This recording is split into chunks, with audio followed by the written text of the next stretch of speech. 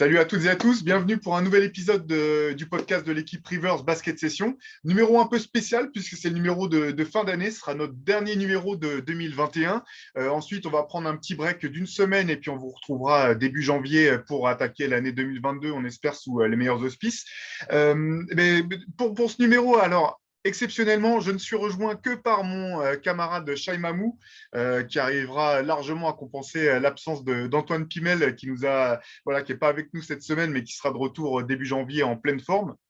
Et pour ce numéro de fin d'année, on a eu envie de faire un petit peu un bilan de l'année 2021 en parlant à la fois des choses qu'on a aimées cette année, des choses qu'on a moins aimées d'un point de vue basket, bien entendu. Et Dieu sait que l'année 2021 a été remplie de rebondissements et de choses imprévues en tout genre. Première chose, Shai, comment ça va? Tu as l'esprit un petit peu festif là, en ces derniers jours de décembre?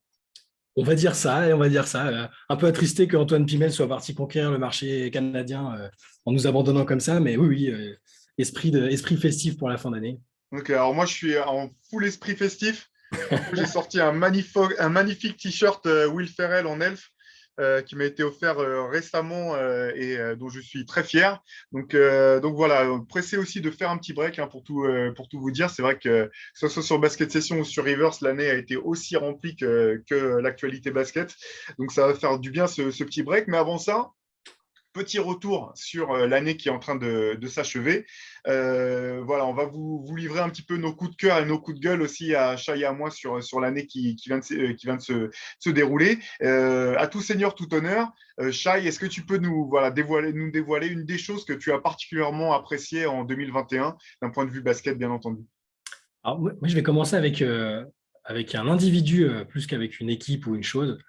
Euh, D'un point de vue vraiment très personnel, j'ai complètement changé d'avis et ma perception sur Chris Paul cette année.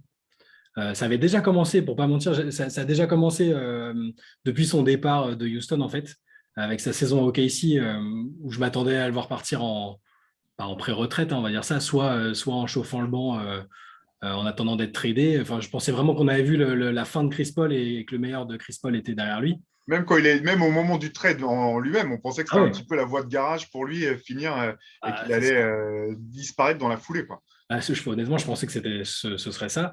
À vrai dire, c'est un joueur que j'ai toujours respecté Chris Paul, hein. C'est difficile de ne pas respecter un joueur comme ça. Mais il avait ce côté, on va dire que ses côtés négatifs prenaient un peu le pas sur ses côtés positifs, en tout cas chez moi. Le côté aboyeur, un peu à se plaindre, un peu leader exigeant, mais un peu relou, on va dire, comme les choses comme elles sont. Et là, cette année, là, à Phoenix, honnêtement, je pense que ça a sauvé, on va peut-être, alors sauver, c'est peut-être un grand mot, mais je pense que là, sa legacy a été établie cette année et qui peut postuler à une place parmi ces fameux grands qui, même s'ils n'ont jamais gagné de bague, au moins ils resteront il y a une forme de légende autour d'eux qu'on pourra célébrer après en se disant, quand même, Chris Paul, regardez ce qu'il a fait. Là, le fait qu'il emmène Phoenix, une équipe dont on s'attendait absolument pas à ce qu'elle finisse là, en finale, pas si loin d'un titre, en jouant comme ça, en jouant voilà, les Américains aiment bien dire jouer au basket de la bonne manière, the right way. Voilà, Chris Paul a fait jouer Phoenix de la bonne manière en étant à cet âge-là un joueur et un défenseur fantastique. Je Et pense que c'est pas terminé en plus. Donc, ouais, exactement. Et je pense honnêtement que tu n'es pas loin du compte hein, quand tu dis de sauver un peu sa legacy, ouais. parce que du moins, aux yeux du grand public, peut-être, je pense que tu as vraiment vu juste. Moi, bon, j'ai longtemps été fan de Chris Paul, du moins de son impact sur le jeu, de sa science du jeu. Il m'a un peu fatigué, mais un peu à l'image de l'équipe des Clippers par rapport à ce dont tu parlais tout à l'heure, qui avait quand même un très bel effectif et finalement qui n'arrêtait pas de buter sur la dernière marche et toujours de buter d'une manière, comment dire, un petit peu décevante dans l'attitude notamment, hein, beaucoup Mm. se plaindre, beaucoup geindre, etc. Pas forcément, on n'avait pas le sentiment que cette équipe assumait vraiment les moments où elle sortait de route. Et c'est vrai que de le voir rebondir comme ça avec les Suns, de finalement dépasser même le stade des finales de conférence pour aller jusqu'en finale NBA, en plus de l'impact qui est totalement fou, hein, quand on voit le turnover entre Phoenix qui avait très très bien fini la saison dans la bulle, là, qui est passé pas si loin d'accrocher Ouais. les playoffs dans la fameuse bubble d'Orlando, et puis leur parcours incroyable quand même de la saison 2020-2021. Son impact était sur l'équipe du début à la fin. Moi non plus, je n'aurais pas imaginé qu'à son âge, il pourrait avoir à ce point-là transformé cette équipe et lui donner un statut officiel de contender, que ce soit Ouais. l'an dernier ou cette année. Et je pense que là, voilà, en tout cas pour le grand public, quoi qu'il arrive, cette image de loser qui lui collait à la peau de manière, je trouve, malgré tout, assez injuste au vu des circonstances du passé, là, je pense qu'elle a quand même été sacrément décollée. Mais même dans ce qui dégage, en fait, et je ne sais pas si c'est juste moi qui ai du coup une perception différente, mais il est, voilà, avec les jeunes qu'il y a dans l'effectif, je le trouve vraiment parfait, en fait, dans tout ce qu'il fait, dans tout ce qu'il dit sur eux. C'est des choses que je ne ressentais pas quand il était chez les Clippers, en fait, alors qu'il était déjà au départ avec des joueurs plus jeunes que lui, hein, les Blake Griffin, DeAndre Jordan et compagnie. Là, voilà, c'est le papa et en même temps, tu sens l'admiration qu'ont les autres joueurs pour lui, en fait. Et je ne sais pas si je la ressentais vraiment chez les Clippers. Tu vois ce que je veux dire? Ouais, complètement. Et ce qui est intéressant, c'est moi, je me demande quand même si cette étape à OKC n'a pas été extrêmement bénéfique pour Chris Paul, parce que dans l'effectif dans lequel il était arrivé, il ne pouvait pas avoir les mêmes ambitions que dans l'effectif qui était celui des Clippers, et il se retrouvait au milieu de tout un tas de jeunes à qui il devait apprendre les rudiments de la gagne quelque part. Et j'ai un peu le sentiment, alors peut-être que je me trompe, hein, parce que je dis ça de très loin, bien sûr, mais que ça l'a peut-être forcé à, sans forcément mettre de l'eau dans son vin, mais à trouver d'autres manières d'être leader. Sachant que là, c'était des jeunes à OKC qui avaient envie de bien faire et qu'il ne suffisait pas de leur aboyer dessus pour qu'ils fassent mieux, et qu'il a peut-être trouvé une autre manière, voilà, d'être moteur pour des jeunes qui ont envie de bien faire, qui veulent gagner, bien sûr en apportant son CV, son expérience et puis aussi son exigence du quotidien. Avec Chris Paul, il n'y a jamais une possession qui vaut pas le coup d'être joué à fond. Et je me demande finalement si ce petit passage à OKC, aussi finalement anecdotique, restera-t-il vu l'étendue de sa carrière. Ça n'a pas été le petit coup de pouce qui lui a permis d'arriver avec la bonne attitude à Phoenix. Impossible, il les avait emmenés en playoff, alors que c'était, enfin, quand tu vois l'effectif au début de la saison, Complètement. après le méga trade autour de Paul George, je pense qu'il va, enfin, on verra quelle sera la carrière de Shai Gilgeous-Alexander, mais elle est très prometteuse et il le dit constamment, c'est les quelques mois qu'il a passé avec Chris Paul, il a gagné 10 ans, quoi. Ouais. Ouais, ouais. Non, mais ça, c'est intéressant vraiment parce qu'on voit que c'est le même impact qu'il a eu à Phoenix. On voit aussi qu'à Phoenix, il n'est pas arrivé par hasard. Les joueurs étaient ravis de le voir arriver. Devin Booker même avait, d'après ce qu'on a pu comprendre, vraiment voulu que Chris Paul vienne, sachant que quand tu fais venir Chris Paul, il faut savoir que ton attaque, ça va devenir l'attaque de Chris Paul, qui va avoir la balle entre les mains, quand même un nombre de possessions important. Donc, c'est pas neutre, en fait, de vouloir faire venir un joueur comme ça. Et c'était le mariage idéal au bout du compte, quoi. Ouais, et puis, comme on disait tout à l'heure, c'est peut-être pas fini. Là, j'ai parlé comme si sa carrière était terminée et que dans tous les cas, c'était sauvé, qu'il n'a plus besoin de rien faire, mais on voit que Phoenix cartonne cette année et il est encore incroyable. Enfin, je veux dire, là, en termes de valuable, il est dans les meilleurs et c'est encore, enfin, pour les ambitions de Phoenix, c'est énorme. Et ben, puisque tu parles de Phoenix, moi, je vais donner mon premier coup de cœur de l'année 2020-2021. C'était tout simplement les finales NBA de 2021. Moi, j'ai adoré ces finales Phoenix contre Milwaukee avec des retournements de situation, beaucoup d'incertitudes. Bien malin était celui qui pouvait être certain au début des finales de savoir qui gagnerait ou même qui aurait pu pronostiquer que ces deux équipes se rejoindraient en finale. Moi, franchement, je me suis régalé du début à la fin avec des équipes qui ont apporté beaucoup de fraîcheur, j'ai trouvé, avec un champion NBA MVP des finales, Giannis Antetokounmpo, en tout point incomparable, je trouve, tant par son impact, tant par son style de jeu que par sa personnalité. Enfin, voilà, je ne vais pas m'en cacher, je suis vraiment fan du joueur depuis longtemps et puis aussi de sa personnalité un petit peu loin des clichés un petit peu qu'on a autour des stars NBA habituels. Et même dans le jeu, j'ai trouvé que c'était vraiment un kiff ces finales 2021. Et alors, je suis complètement d'accord avec toi et je me demande juste si c'est parce qu'on est entre guillemets dans le métier, on va dire, et qu'on regarde depuis des années et qu'on était tombé dans une sorte de routine un peu avec les mêmes équipes, les mêmes joueurs, enfin, entre LeBron qui joue combien de finales consécutives, 8 finales en 10 ans. demi-finale en 10 ans, les Warriors qui ont établi une sorte de dynastie. Et alors, il y a eu l'éclaircie Toronto, mais c'était très court, tu vois. Et c'était contre les Warriors déjà et leur super team. Donc là, j'ai l'impression que la configuration. Alors on peut dire que les Suns et les Bucks ne seraient jamais allés en finale dans d'autres circonstances, qu'il y a eu beaucoup de blessures, ce qui est vrai, qu'ils ont profité d'une fenêtre de tir particulière. Mais je pense que là, on a eu vraiment cette routine cassée avec des équipes sans. Maintenant, c'est des énormes superstars. Yanis, c'est une énorme superstar. Mais voilà, avec des gens différents, des styles de jeu un peu différents. Et je suis complètement d'accord. Ça a redonné un sel supplémentaire. Après, peut-être que les gens ne sont pas d'accord et les audiences aux États-Unis n'ont pas été gigantesques, je crois. Donc, le grand public a envie de voir LeBron et les autres Curry en finale. Mais j'ai l'impression que pour les puristes, ça a été une finale dont on se rappellera et qui a été satisfaisante. Ouais, et puis ce qui était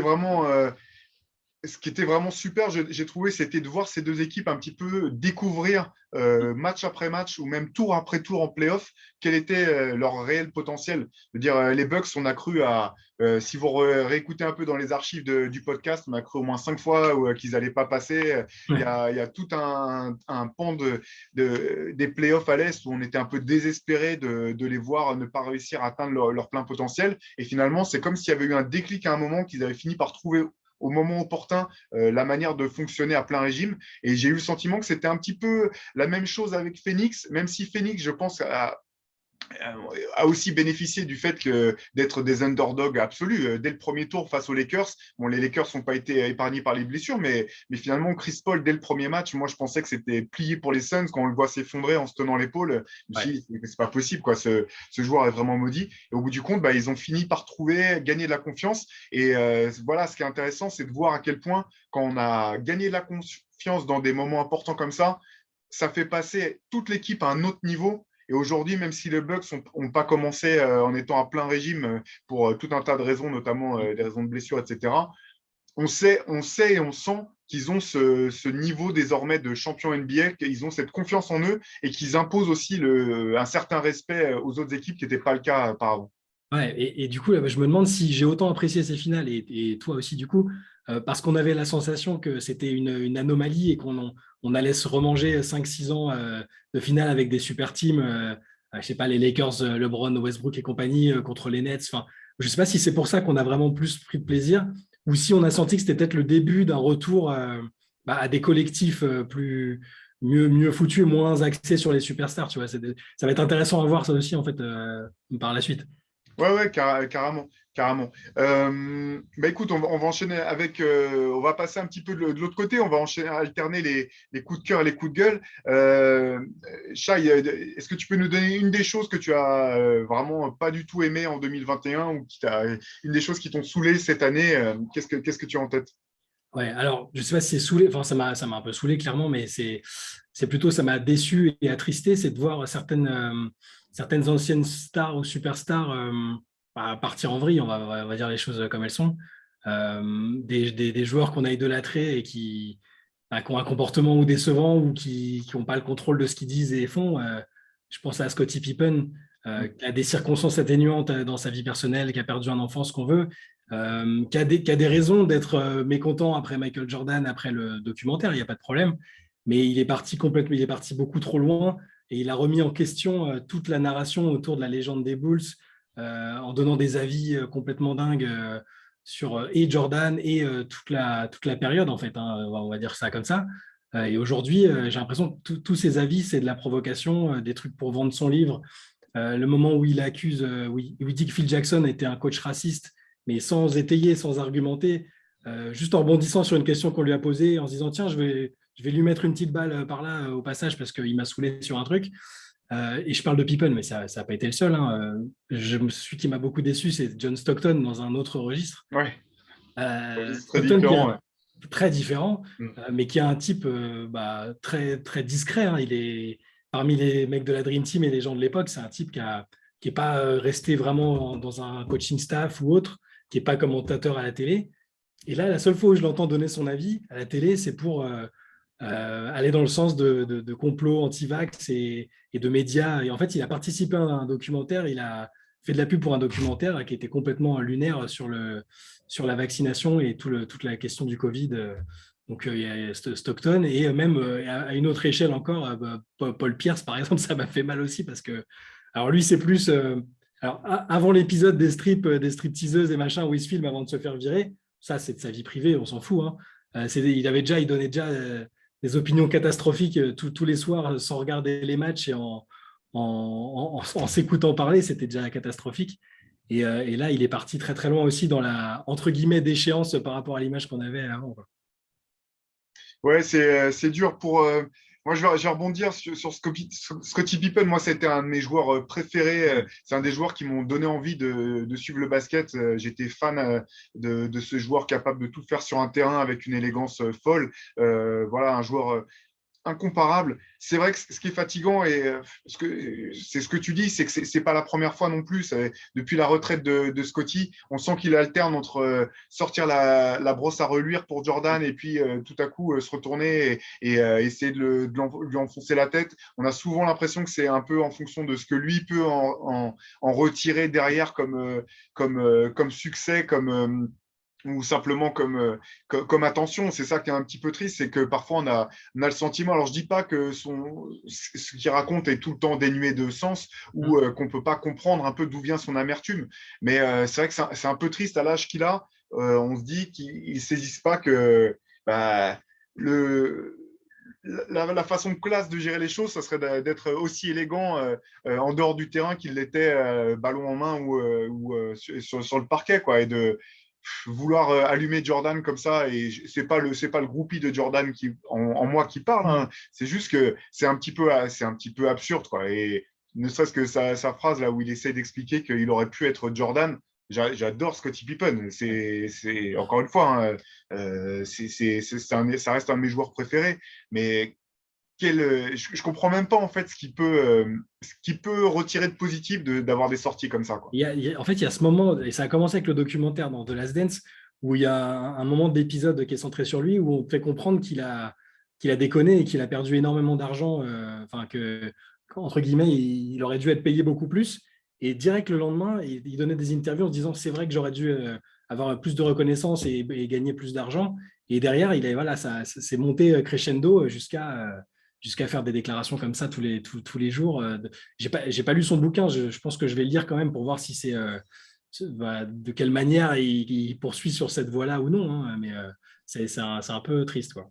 Ouais, et puis ce qui est dommage, c'est que ça décrédibilise un peu tout le reste, parce que Ouais. maintenant, même, enfin, tu parlais de de ses sorties au sujet de Phil Jackson. Le problème, effectivement, c'est que c'était pas étayé, parce que c'est Non. pas impossible. Ouais. Finalement, nous, on n'est pas dans les vestiaires, on n'est pas avec les joueurs, les entraîneurs au quotidien. Donc, le problème, c'est que quand tu as des sorties comme ça à côté, c'est que ça décrédibilise tout ce que lui peut avoir à dire, même parfois d'intéressant ou de pertinent. D'autant que c'était pas inintéressant les fois où il passait sur ESPN ces 2 dernières années, où il était fréquemment interrogé. Il y a plusieurs fois où il y avait des points de vue qui, à l'opposé de Paul Pierce, qui était là juste Ouais. pour sortir ses trucs, tu sentais qu'il ne préparait rien. Il y avait pas mal de fois quand même où ce que Ouais. Scotty avait à dire était vraiment intéressant, Les quoi. segments sur la défense et tout ça, je me rappelle très bien. Ouais, Il était pertinent en consultant. Là, quand il est invité, c'est parce que les hôtes du podcast ou de l'émission savent il va déballer sur Jordan, et pas que sur Jordan, hein, d'ailleurs, sur toute l'époque en général, et la place que lui pense qu'il aurait dû avoir. ouais. Moi, je vais parler d'un autre joueur très aigri et d'une situation qui me plaît pas du tout. C'est celle de Ben Simmons et des Mm. Sixers. Ce bras de fer que je trouve vraiment absurde. Ben Simmons, à mon sens, un joueur vraiment incroyable. Un petit peu comme Westbrook à une certaine époque. Je Mm. trouve que ces lacunes sont tellement flagrantes qu'on en oublie, on finit par en oublier tout ce qu'il fait de bien ou tout ce qu'il peut apporter à une équipe par ailleurs. Et là, c'est vrai que voilà, ce bras de fer avec les Sixers, j'arrive pas à le comprendre. Je comprends pas, malgré tout, même si je suis le premier à dire que les joueurs ont le droit quand ils sont free agent, d'aller jouer dans l'équipe qu'ils veulent. Ils ont le droit je suis pas du tout pour dire qu'ils doivent être loyaux, pardon, à une équipe absolument, alors que les équipes ne sont quasiment jamais avec les joueurs en retour. Par contre, quand même, moi, simplement en tant que quand tu es professionnel dans un champ d'action quel qu'il soit, à partir du moment où tu t'engages et tu signes un contrat pour faire une tâche, ta responsabilité, c'est de faire cette tâche. Et là, c'est pour moi, comment dire, incompréhensible et inexcusable de sa part de refuser tout simplement de faire son job, qui est de venir jouer au basket pour une équipe qui le paye, ou du moins qui devait le payer, puisque maintenant il se mange amende sur amende, mais très grassement, et de faire son job.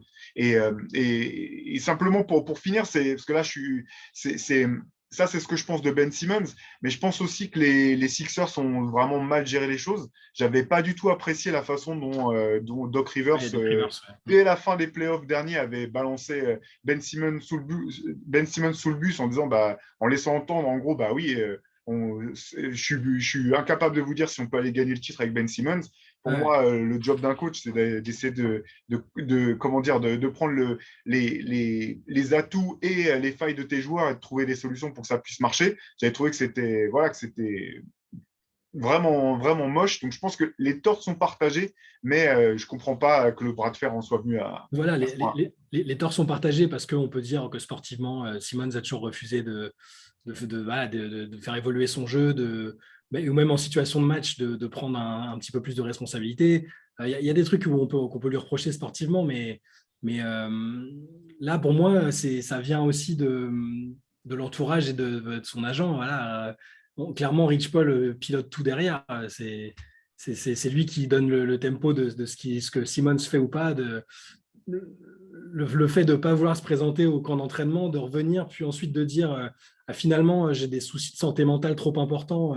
Ça, moi, c'est plus ça qui m'a perturbé en fait. Parce que bon, la situation, elle est grotesque et c'est rarissime que dans une équipe aussi compétitive, un mec qui veuille se barrer vienne pas au moins jouer les matchs ou faire les entraînements.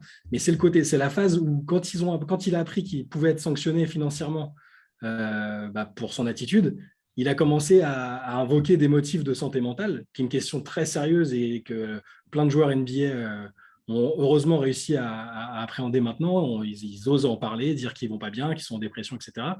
Là, j'ai vraiment eu l'impression que le jour où on a su que Simmons allait risquer des choses financièrement, boum, il a inventé, il a inventé, je ne veux pas non plus l'accabler, mais il a mis en avant un souci de santé mentale, le fait de voir un psy et machin, et parce que ça le dédouanait des sanctions, en fait, sur le coup, en tout Ouais, cas.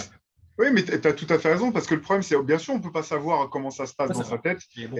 Et certainement, je ne refuse pas du tout de croire que comment dire, que les raisons qu'il a invoquées ne sont pas vraies, mais ça a jeté un tel doute. Ouais. Le problème, c'est le doute que ça a jeté, parce que ça ne le jette pas uniquement sur sa situation, mais ça va le jeter sur les situations d'autres joueurs par la suite. Ouais. Alors que, voilà, une des grandes avancées dont la NBA et le monde pro peut être fier, je pense, récemment, c'est justement la prise en considération de ces questions de santé mentale, l'accompagnement qui est maintenant offert à un certain nombre d'athlètes de très haut niveau, et le fait que ces athlètes osent aujourd'hui tomber le masque un petit peu, parler aussi de leurs faiblesses, de leurs difficultés. Je pense que c'est une avancée même sociale et sociétale extrêmement importante. Et là, c'est vrai que c'est un petit peu c'est comment dire, la goutte qui fait déborder le vase dans le cas de cette histoire Ben Simmons face aux Sixers. Et le truc qui est fou, c'est que quand on a son âge et quand on a son talent et ses capacités, je trouve ça aussi dingue qu'on choisisse de ne pas jouer, sachant à quel point une carrière à haut niveau peut être courte et qu'il peut revenir, c'est pas du tout ce que je lui souhaite, mais il peut revenir, se faire le tendon d'Achille, le genou et ne plus jamais retrouver les capacités qui étaient les siennes. C'est du gâchis pour tout le monde. Nous, en tant que fans de basket, les Sixers parce qu'ils ont un investissement qui est pas rentable, et Ben Simmons pour la carrière au très haut niveau dont il a rêvé certainement depuis tout gamin et qu'il est en train de gâcher en partie en tout cas. C'est complètement fou qu'avec autant d'années de contrat, il puisse se dire que ça fonctionne. En plus, en face, il n'a pas non plus Daryl Morey dans le genre un peu obtus et que tu as du mal à faire changer d'avis. Là, la saga elle commence à durer. C'est fou. Ça a commencé cet été, ça continue. Il va peut-être faire une saison, peut-être plus, en étant bloqué parce que les Sixers n'ont pas intérêt à bouger en fait. Donc Ouais, c'est complètement dingue. c'est une situation dans laquelle on n'imagine que des perdants, en fait. On ne voit pas qui va sortir gagnant de ce bras de fer. Donc Et puis c'est pas, je veux dire, c'est pas une équipe qui joue le bas de tableau en théorie. Je veux dire, avec Simmons, on les imagine 2 ou 3 places au-dessus en fait. bien Donc sûr. c'est pas, il peut pas dire la franchise va pas dans la bonne direction, il y a des mauvais choix sportifs, machin. L'équipe, elle est relativement compétitive quand même avec lui sur le terrain. Là, c'est plus, je veux plus être ici, je veux même pas faire le minimum et je veux que vous me transfériez. Mais c'est quasiment une des premières fois, je pense, hein. Ouais, je pense que c'est une des premières fois avec autant de temps sur le contrat, effectivement. Oui. Et dans la dernière année, avant-dernière année, on avait déjà vu ça. Mais aussitôt, dans un nouveau Ah, contrat aussi monumental, non, non, ça c'est clair. Écoute, ben, on va repartir un petit peu du côté positif. Allez, ouais. parle-nous d'un autre truc que tu as aimé en 2021. Alors, je vais parler des New York Knicks. Je ne pensais pas les mettre dans une catégorie positive ces dernières années. Les Knicks, c'était une source de, Personne pensait, personne. source de désespoir, de tristesse. Voilà, moi, j'aime New York. C'est la ville que je préfère dans le monde entier. Il suffit de voir d'y aller pour voir l'émulation qu'il y a autour du sport et de tout en général. Ce que j'ai aimé, en fait, euh, c'est ce que plein d'autres gens ont peut-être détesté. Ceux qui n'aiment pas les Knicks ont dû détester. C'est le début de hype, d'enthousiasme et d'impression que l'équipe allait revenir au premier plan en rejoignant les playoffs. Alors, ils ont fait un tour et ça s'est terminé, mais en fait, j'ai Salement. l'impression, Ça s'est ouais, terminé salement. totalement. Mais en fait, j'aime une NBA où les Knicks se comptent et génèrent de l'enthousiasme, des excès. J'aime ça. Alors que quand ça tanque, volontairement ou pas, hein, quand les résultats sont pourris et qui sont juste une source de moquerie, bah, ça me va pas. J'aime pas en fait. Je trouve que ça va pas. C'est une ville historique du basket. Voilà. Donc je pense que les gens qui sont pas du tout fans des Knicks et qui les aiment pas doivent se dire ah là là, ça y est, ils ont gagné 30 matchs, ils retournent en playoff et ils nous font genre c'est la meilleure équipe de tous les temps. Et à côté de ça, moi j'ai adoré le fait de les revoir, de voir les fans un peu en délire. Célébrer 3 victoires de suite, célébrer un premier tour de playoff. J'ai aimé l'étincelle qu'il y avait, ça m'a donné espoir pour la suite de revoir des Knicks un peu intéressants, quoi. Bah, ce qui est fou avec cette ville, avec cette équipe, quand même, c'est de voir la machine à buzz instantanée que c'est. Ouais. C'est ce que tu disais là, dès le début de saison dernière, quand ils ont commencé à être bons, c'était assez impressionnant quand même de voir enfin, l'effet d'engrenage qu'il y a eu tout de suite avec une hype énorme. Après, ils ont fait une très belle saison régulière en tout cas, donc je dis pas du tout que c'était pas justifié, mais c'est toujours aussi impressionnant de voir à quel point ça change la donne quelque part quand New York est fort en NBA. Et puis ça faisait très longtemps que ça n'avait pas été le cas. Et même auprès des fans, en fait, c'est assez unique en NBA parce que bon, la plupart des autres grosses franchises ont peu d'années avec des vrais trous d'air. Bon, les Lakers ont eu ça un petit peu, mais ils savaient que ça allait revenir vite parce que le nom de la ville et tout et de la franchise, ça attire. Là, les Knicks, ça commence à être un peu long, les années vraiment avec des performances. En fait, tu vois, tous les New-Yorkais, tous les gens, les fans, voilà, leur quotidien, il est différent quand les Knicks, ils sont performants, en fait. Ouais. Dès qu'il y a un petit truc, bah, leur humeur change. Alors, je sais que t'es pas hyper foot, mais c'est un peu Marseille en foot, en fait. C'est-à-dire ça gagne quasiment jamais, mais dès qu'il y a une saison un peu sympa, bah, c'est les rois du monde et ils te reparlent des succès d'il y a 30 ans et ça y est, c'est la meilleure équipe du monde. Enfin, tu vois, c'est cette espèce d'excès, de passion que moi j'aime aussi, même si avec le temps, enfin, et en travaillant dans le basket, tu essaies d'avoir un peu plus la tête froide et d'analyser les trucs de façon un peu plus dépassionnée, mais dès que ça revient un peu comme ça, bah, je trouve que c'est quand même plaisant de voir ça. Ouais, et puis ne serait-ce que d'avoir des matchs de playoff au Madison Square Garden, c'est quand même voilà, des matchs à part systématiquement. C'était aussi, alors là, pour le coup, c'est les fans new-yorkais, je vais leur rappeler des mauvais souvenirs, mais les cartons qu'a fait Trae Young ou les interactions entre Trae Young et le public new-yorkais, Ouais. bah, ça aussi, ça fait partie. Enfin, nous, ça nous rappelle des épisodes avec Reggie Miller, avec Ouais. Michael Jordan, ça rappelle des moments vraiment fondateurs de notre passion pour le basket. Donc, c'est aussi pour ça, c'est important quelque part de retrouver un New York et des Knicks qui sont intéressants, qui ont des choses à jouer, parce que voilà, ils font partie du folklore et de la culture de la NBA tout simplement, quoi. Non. Allez, moi, je vais enchaîner avec un autre truc et puis que j'ai beaucoup aimé, qui a été ponctué il n'y a pas si longtemps par un record légendaire au Madison Square Garden.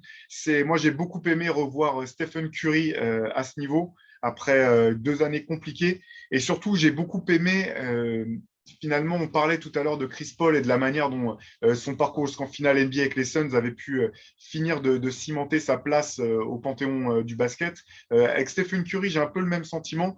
j'ai vraiment l'impression qu'avec la venue de Kevin Durant aux Warriors, on avait un petit peu mis de côté l'impact de Stephen Curry quelque part, parce qu'il avait eu l'élégance ou l'intelligence même, je dirais, de faire en sorte qu'un joueur comme Kevin Durant puisse s'exprimer à plein régime et faire des Warriors une des équipes les plus fortes de tous les temps. C'était en limite, tu as l'impression qu'on était prêt à mettre une astérix autour de ses accomplissements personnels. Et voilà, après la saison 2020-2021 des Warriors l'an dernier, ces cartons cette année encore avec une équipe des Warriors qui revient bien, je pense que la question se pose même plus. Et je pense que là aussi, il a rappelé un petit peu aux gens quel type de joueur il était fondamentalement. Tout simplement, l'un des joueurs qui auront marqué le plus l'histoire de la Ligue et du sport dans son impact. Parce que maintenant, je vous invite à aller voir des échauffements ou des entraînements d'équipes de Benjamin, de Poussin ou de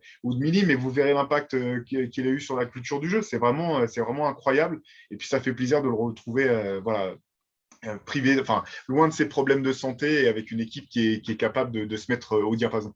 Ouais, tu as raison, il a révolutionné le jeu et ça, je pense que les dernières saisons et celle-là en particulier, cette année-là, elle a confirmé.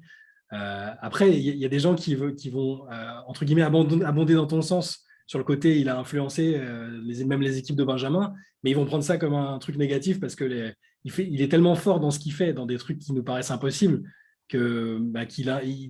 les équipes de jeunes, les jeunes tentent des trucs que nous, on considère comme peut-être des mauvais choix en termes de basket. Les tirs super loin, tôt dans la possession, les choses comme ça.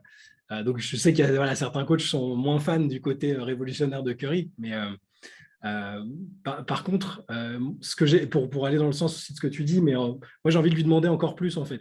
Cette année-là m'a donné envie qu'il fasse définitivement taire les sceptiques parce qu'il y en aura encore. Il a les records individuels, mais il lui manque un titre de MVP des finales, des choses comme ça qui restent dans la mémoire collective en fait, tu vois. Ça, mais ça, je trouve ça, je suis d'accord avec toi, mais je trouve ça aussi assez injuste, Ouais. notamment pour le premier titre remporté par les Warriors, là où André Iguodala termine MVP des finales. Pas pour dire que André Iguodala n'a pas eu un impact déterminant pour les Warriors du tout, mais honnêtement, jamais de la vie, André Iguodala est le meilleur joueur de ces finales. Le meilleur joueur de ces finales, tout simplement, si on regarde, pour moi, le meilleur joueur de ces finales-là, c'était LeBron. Ouais. Parce que dans une équipe décimée des Cavs, le simple fait qu'il arrive à les faire accrocher et prendre des matchs, pour moi, c'était fou, même si ses pourcentages de réussite sont très faibles finalement au vu de ses standards personnels. Son impact sur le jeu était totalement incroyable. Et s'il fallait prendre qui était le meilleur joueur des Warriors, la question ne se posait pas non plus. C'était Stephen Curry. André Iguodala a pu faire ce qu'il pouvait faire sur le terrain parce que Stephen Curry était sur le terrain, tout simplement. Donc, après, qu'il n'ait pas été MVP des finales quand Kevin Durant était dans son équipe, c'est autre chose. C'est autre chose. Mais encore une fois, je pense que tout ça, ce sont des choses qui. En fait, je vois ce que finalement, j'abonde dans ton sens, dans le sens où ça serait bien, effectivement, peut-être qu'il arrive à choper ça en plus pour que les questions ne se Ouais, posent c'est ça. plus. Mais voilà, quoi. C'est ce que j'ai envie de voir en fait, en tout cas. Parce que Ouais. je suis d'accord, hein, on ne va pas juger la qualité, le génie de Curry sur. On va regarder dans 30 ans, on va se dire, bon, il n'a pas été MVP des finales, on va le reculer de 15 places dans la hiérarchie. Enfin, ça n'a aucun sens. Mais j'ai envie que ce soit total, tu vois, que même du coup, même le grand public, entre guillemets, ou les gens qui s'attachent vraiment à ces trucs-là, puissent dire, ah non, mais regarde, en 2022, il a été champion avec cette équipe-là et il a été en plus MVP des finales. Il les a portés de A à Z. Il n'avait pas d'autres méga superstars à côté. Et tu vois, je veux qu'il rende le truc indiscutable pour tout le monde, en fait. Ouais. C'est pas impossible, hein. La saison, en tout cas, la saison 2021-2022 nous le dira, mais c'est carrément dans les cartes parce que ce qui est impressionnant finalement pour un joueur avec son gabarit, c'est la question de se poser s'il est. La question de se pose, savoir s'il est pas Souvent, on dit que le prime d'un joueur NBA, c'est entre 28 et 32 ans à peu près. Mais à mesure que LeBron, dans un autre registre, a montré qu'il pouvait étendre son prime bien au-delà de ces années-là, la question se pose pour Curry aussi. Ça se trouve, il est simplement au milieu de son prime à un âge où, avec son style de jeu et son gabarit, on aurait pu dire qu'il était plus près de la fin de son prime que du début. Finalement, il est peut-être tout simplement en plein milieu. Peut-être. Ouais. Allez, Chai, un autre coup de gueule, un autre truc qui t'a déçu ou pas plus cette année? Ça va vous paraître bizarre, hein, mais c'est c'est aussi New York et les Knicks, en fait. La deuxième. New York, New York. Une année, voilà, une année c'est 12 mois. Hein. Donc, malheureusement, là, sur les derniers mois, en fait, ce qui m'a déplu, c'est la retombée du soufflet et la débandade autour des Knicks, en fait. C'est en partie et majoritairement lié au recrutement et la façon dont ils ont essayé de développer cette équipe ou de ne pas assez la développer, c'est selon. Mais là, les voir aussi sur la fin d'année aussi mal classés et donner aussi peu d'espoir que ça s'améliore ou que ça puisse faire mieux que l'année passée, ouais, c'est assez déprimant. Et du coup, c'est pareil. Du coup, il y a l'excès inverse dont je parlais tout à l'heure, c'est le côté très, très alarmiste des fans des Knicks qui sont très, très entiers et qui, sur les réseaux ou ailleurs, voilà, sont sans pitié avec les joueurs, sans pitié avec l'équipe et parle des résultats comme de la fin du monde et comme si c'était mort à tout jamais. Donc, c'est un peu déprimant, quoi. Ouais, mais en fait, ce qui est d'autant plus dur, c'est que très honnêtement, c'était relativement prévisible parce que malgré tout, même si la saison dernière a été très bonne, Mm. moi j'avais quand même le sentiment qu'il y avait un petit peu un effet de surprise qui avait joué. Et derrière, avec le recrutement fait, je voyais pas vraiment dans quelle mesure ça allait leur permettre de passer un palier supplémentaire, ni même de se maintenir à ce niveau, alors que tout le reste de la conférence s'est aussi largement renforcé. Ah non, on le voit cette année, la conférence Est, c'est hyper. Enfin, d'ailleurs, les Knicks ne se sont pas du tout écartés de la course au playoff ou autre, Bien hein, sûr, ouais.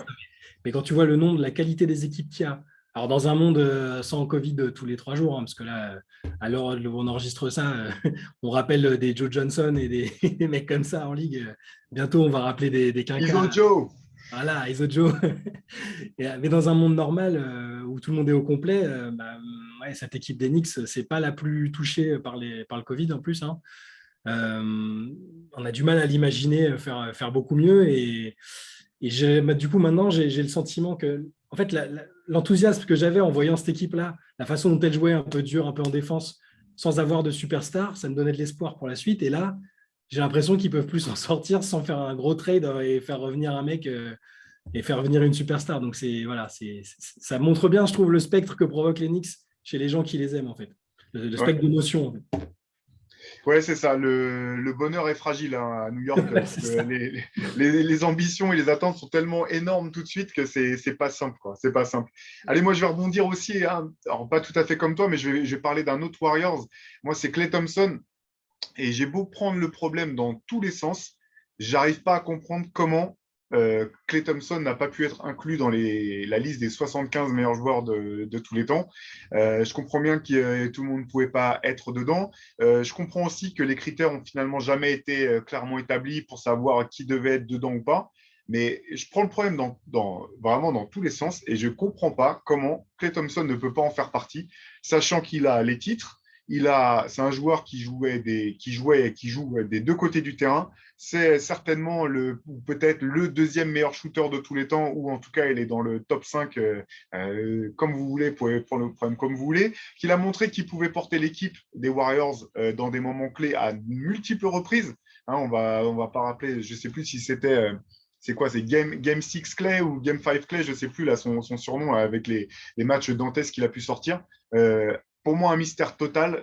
Je ne comprends pas comment il ne peut pas faire partie de cette liste. Lui-même, il n'a pas compris. Il a pris le parti d'en rire avec le maillot 77. Oui, Parce que du coup, il y a 76 joueurs, parce qu'il y avait une égalité. Il y avait c'est un ça, truc ouais. qui inclut 76 Ouais. joueurs. Hein.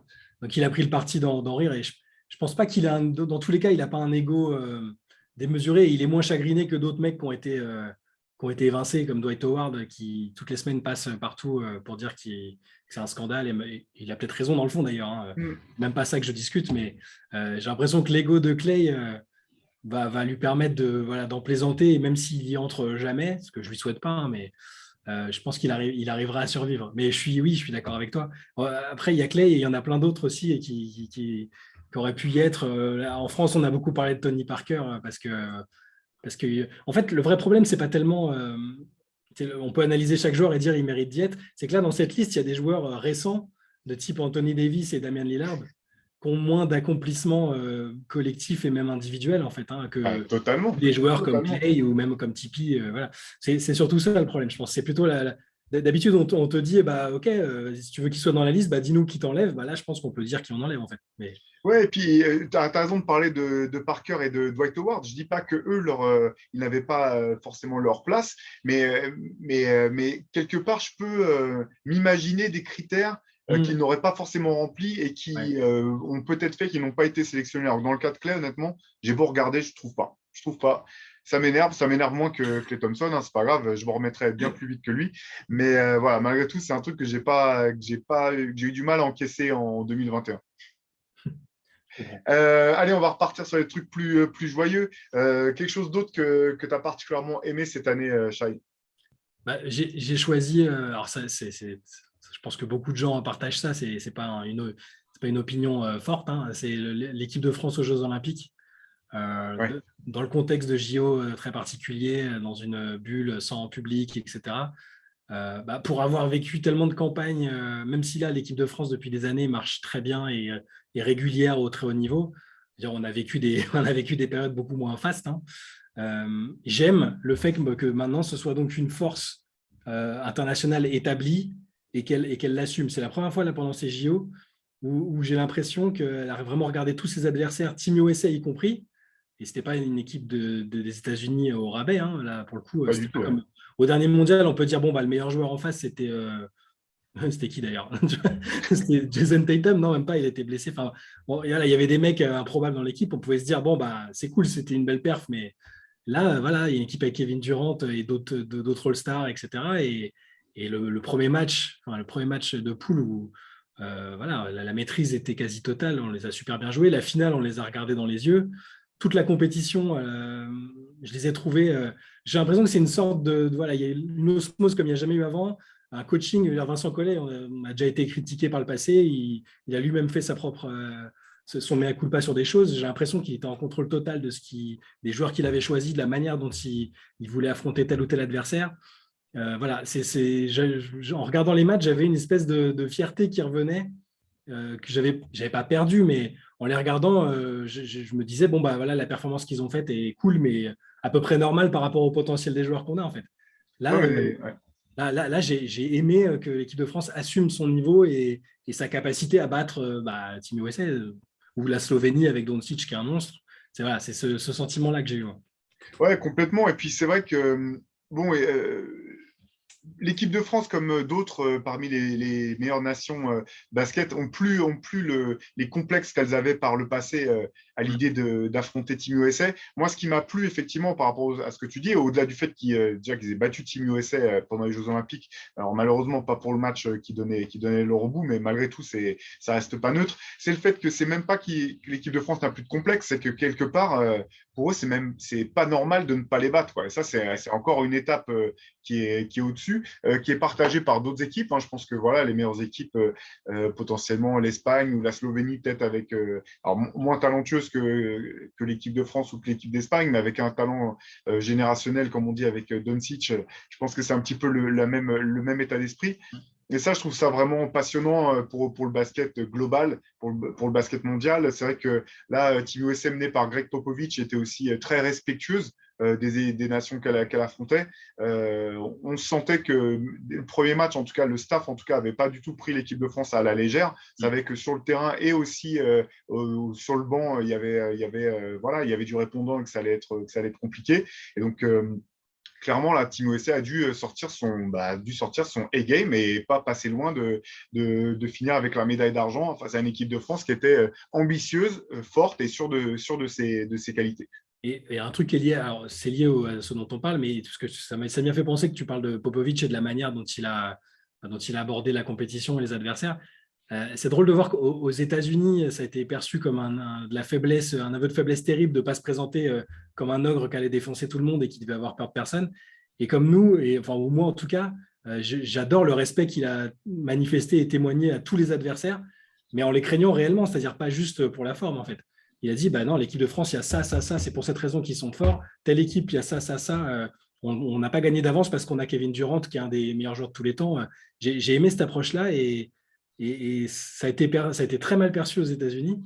On a commencé à dire à Popovic, il devient gâteux, c'est la honte, il ne faut pas qu'il soit notre coach. Et moi, à côté de ça, j'ai adoré cette approche-là, en fait. Et moi, alors là, finalement, on va continuer à parler un petit peu de Team USA, mais moi, j'ai aussi aimé le projet qui, je pense, que les Américains n'avaient pas tous compris et qui était extrêmement ambitieux parce qu'au bout du compte, il a fait jouer son équipe.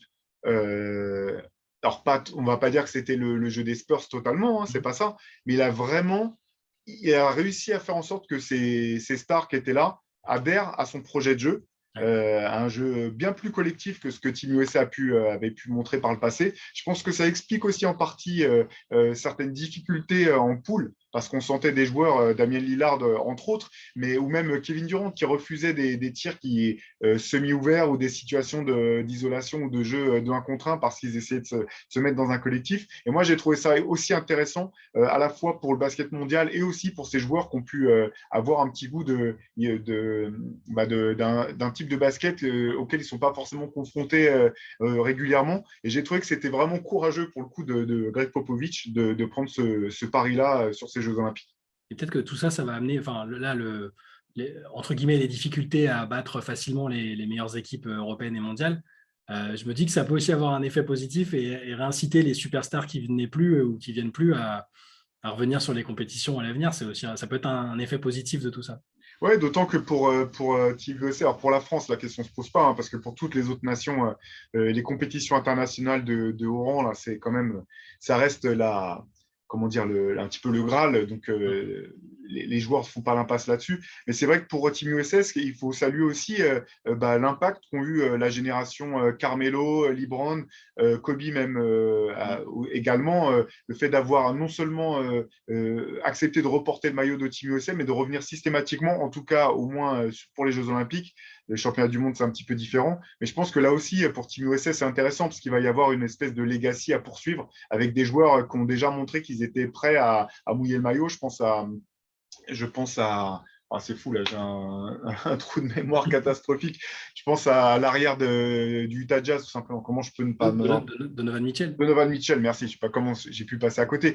Mais voilà, ou même Jason Tatum qui était venu, etc. Donc je pense que Team USA a de belles choses, un bel avenir et que les compétitions internationales vont être de plus en plus passionnantes à mesure que les autres nations continueront de grimper. Avec Steve Kerr comme head coach aussi, il y a l'arbre généalogique de Popovich, entre guillemets, qui va se perdre, qui va se poursuivre. Et oui, c'est très bien, ça va dans ce sens-là aussi. Ouais.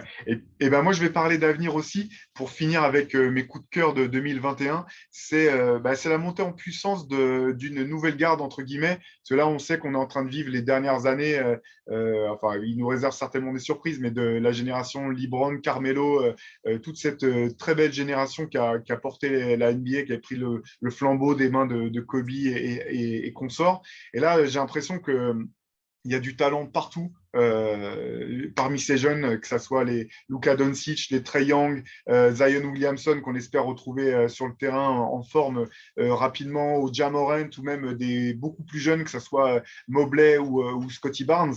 Et voilà, j'ai l'impression que la NBA n'a peut-être jamais autant foisonné de talents, de joueurs aussi que je trouve vraiment intéressants dans leur approche du jeu, avec qui ont littéralement appris de ceux qui sont passés devant eux, que ce soit en termes de communication et de positionnement, mais aussi d'amour du jeu et d'intérêt dans le détail. Moi, je me régale d'apprendre comment Scotty Barnes est un obsédé de vidéos comment dire, comment il scoute ses adversaires, comment il essaie de comprendre les systèmes de jeu adverses, les systèmes de jeu de son équipe. J'entendais John Collins dans un dernier podcast de JD Redick et voilà, moi aussi, je connaissais le joueur, je connaissais pas tant le personnage et d'entendre un petit peu à quel point il est fan de basket, à quel point il se coltine voilà, de la vidéo, à quel point il est déterminé à progresser, ça me donne enfin, je pense qu'il a vraiment une très belle carrière devant lui. Et voilà, tout ce talent incroyable qu'on a devant nous, je pense que les prochaines années des fans de basket vont être riches. Ouais, c'est entre guillemets rassurant, mais parce qu'il y a toujours, quand une génération s'arrête, je veux dire, les gens qui suivaient la NBA au plus fort de la domination de Jordan, etc., se demandaient comment ils allaient pouvoir continuer à aimer autant quand il ne serait plus là. Puis après, tu as toujours d'autres joueurs marquants qui arrivent derrière. Et là, la génération qui était en place devait se dire, mince, quand LeBron ne va plus être là, comment on va faire quand Curry va prendre sa retraite, au final, il y a toujours, c'est ça, c'est l'éternel renouvellement et c'est ça qui est génial. La génération actuelle est intéressante aussi. Et puis, tu as des mecs comme Yanis qui sont encore jeunes, en fait. Tu as l'impression qu'ils sont là depuis tellement longtemps. Et puis, les jeunes qui arrivent de NCAA, d'autres, voilà, c'est pour ça aussi qu'on aime ce sport. Ouais, c'est vrai, mais c'est vrai que là, il y a un renouvellement qui fait plaisir. Et puis, c'est aussi chouette toujours de voir ce passage de témoin. On parlait de LeBron, Curry, effectivement, ils n'ont pas fini de jouer, même les premiers rôles. Donc, c'est passionnant de voir ça. Et puis, ce qui est assez sympa aussi, c'est que, alors, c'est vrai, on peut se dire à l'époque c'était plus sympa parce qu'il y avait plus de rivalité, les joueurs bougeaient moins, etc. Mais de voir aussi aujourd'hui le respect manifeste que les joueurs Ouais. peuvent se montrer les uns aux autres, bah ça, je trouve ça aussi assez sympa, assez cool de voir ça au bout du compte, de se dire que bah, ces athlètes de très haut niveau qui connaissent la compétition au plus haut niveau bah, acceptent aussi un peu de baisser le masque et de montrer que bah, on peut vouloir être le meilleur tout en respectant ses adversaires, tout en essayant même de s'inspirer de ce qu'ils font et de prendre bah, les meilleures parties de leur jeu ou de leurs attributs pour les intégrer. Bah, ça, je trouve ça chouette pour la NBA, pour nous, fans de basket. Et puis, oui, pour la suite. Nous, on veut juste qu'ils jouent pas ensemble, en fait. Hein. Ouais, Ils peuvent se respecter, s'entraîner, il n'y a pas de problème. On veut juste qu'ils ne se réunissent pas en super team, c'est tout. Hein. C'est tout ouais, ce qu'on leur demande. systématiquement, ouais, voilà, c'est ça, quoi. C'est exactement ça. Et ben, bah voilà, bah c'est tout pour nous pour ce dernier podcast de l'année. C'est tout pour nous pour cette année sur le podcast. Vous savez que par contre sur Basket Session, c'est non-stop, donc on continue. Vous pouvez trouver toute l'actualité 24 heures sur 24 ou pas loin, 7 jours sur 7 à coup sûr sur le site internet. Si vous n'avez pas encore mis la main sur notre dernier numéro du MOOC, le numéro 8, spécial Bad Boys, n'hésitez pas, toujours aussi disponible sur Basket Session. Et nous, on vous donne rendez-vous bah, début janvier avec l'inimitable Antoine Pimel de retour au Bercail pour continuer cette série de playoffs.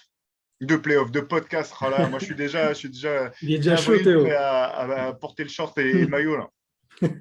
Et puis, et bonne fête de fin d'année à tout le monde, évidemment. Ouais, portez-vous bien, profitez de ceux qui vous sont chers et à très vite. Ciao!